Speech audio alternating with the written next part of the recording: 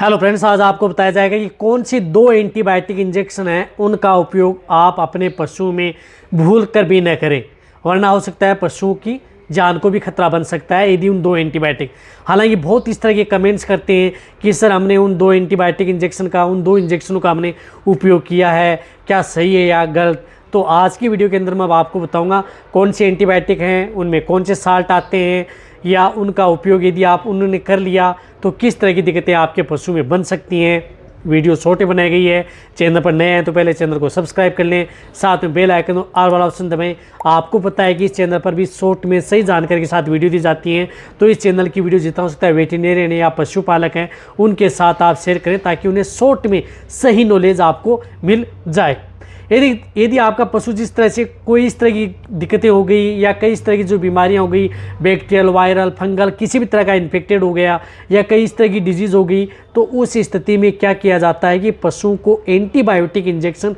आपका वेटरनरियन लगाता है। लेकिन नए वेटरनरियन क्या करते हैं कि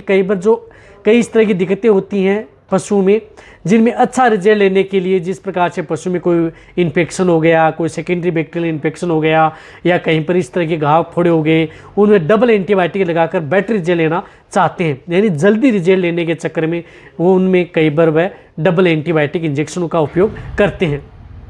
तो उस स्थिति में कई बार पशुओं को बहुत ही ज़्यादा खतरा बना रहता है। यदि देखो दो एंटीबायोटिक इंजेक्शन, यदि आप ब्रॉड स्पेक्ट्रम एंटीबायोटिक इंजेक्शन है जो कि gram positive and gram negative दोनों बैक्टीरिया पर काम करती हैं, तो उस स्थिति में यदि आप अपने पशु को उस स्थिति में आप यदि लगा रहे हैं तो क्या करती हैं कि सबसे ज़्यादा इफेक्ट डालती हैं वो इंटरनल ऑर्गन, लीवर है, किडनी है, उन पशुओं में हार्ट पर भी, उन पशुओं में सबसे ज़्यादा प्रभाव पशुओं के शरीर में डालती हैं, जिससे कई बार क्या होता है कि यदि आप उनको लगा देते हैं तो दिक्कतें पैदा हो सकती हैं। तो कौन से एंटीबायोटिक है, देखो उसमें एक एंटीबायोटिक इंजेक्शन है ऑक्सीटेट्रासाइक्लिन एंटीबायोटिक इंजेक्शन, जो कि ज़्यादातर वही एंटीबायोटिक बता रहा हूँ कि जो आप फील्ड में ज़्यादा उपयोग लेते हैं, जिस तरह से ऑक्सीटेट्रासाइक्लिन एंटीबायोटिक इंजेक्शन है, और इनके साथ आपको जिस प्रकार से एंड्रोफ्लोक्सासिन एंटीबायोटिक इंजेक्शन, जिस प्रकार से माइक्रोलेब्स की एंड्रोस्टर है जिसके अंदर साल्ट है enrofloxacin, salt enrofloxacin antibiotic and oxytetracycline antibiotic injection, दोनों एंटीबायोटिक इंजेक्शनों का साथ में कभी भी उपयोग में नहीं करना चाहिए। साथ का मतलब एक साथ कभी भी नहीं लगाना चाहिए। दोनों एंटीबायोटिक, जो ऑक्सीटेट्रासाइक्लिन एंटीबायोटिक इंजेक्शन काम करती है उन्हीं रोगों में एंड्रोफ्लोक्सासिन भी काम करती है, एंड्रोफ्लोक्सासिन काम करती है उसी में ऑक्सीटेट्रासाइक्लिन काम करती है। इन दोनों को यदि आपने साथ में लगा दिया तो पशु में बहुत ज़्यादा दिक्कत हो सकती है, इंटरनल ऑर्गन डैमेज हो सकते हैं,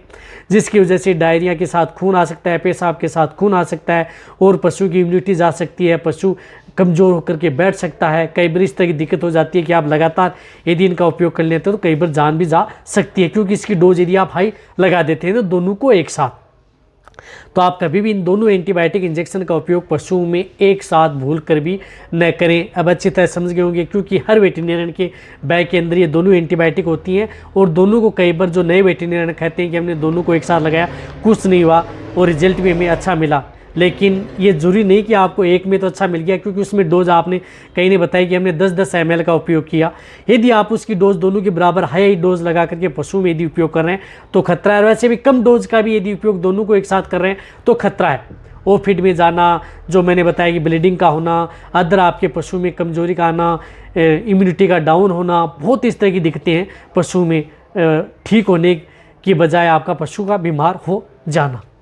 तो दिक्कतें हैं, तो आप इन दोनों एंटीबायोटिक ऑक्सीजन एंड्रोफ्लोक्सासिन को साथ में कभी भी एक साथ उपयोग न करें, अलग अलग आप उपयोग कर सकते हैं। यानी एक दिन यदि आपने ये ले लिया, यदि अच्छा रिजल्ट नहीं मिल पा रहा है तो 2-3 दिन बाद में किसी दूसरे एंटीबायोटिक इंजेक्शन का उपयोग कर सकते हैं। तो ये वीडियो जितना हो सकता है शेयर करें। इसी तरह से वीडियो देखते रहें। थैंक्स, धन्यवाद।